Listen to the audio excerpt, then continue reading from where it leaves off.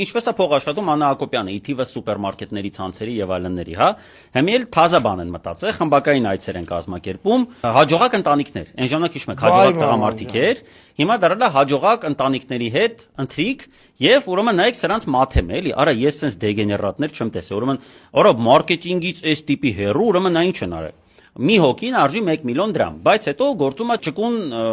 զեղչային համակարգ, ուրեմն ինչ ասում, 1 հոգին արժի 1 միլիոն դրամ, 2 հոգին 1.5,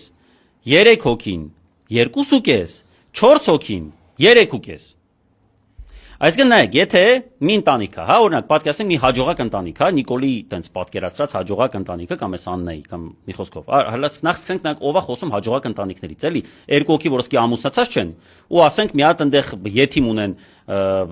ֆրֆռում ասկի չգիտի տուն ուրա ինչա, դաժե պաշտունից հետո չենք հասկանում էդի ուրա ֆրֆռում, ու այն մնացած նիպանյատնի կենթանիներ, էլի,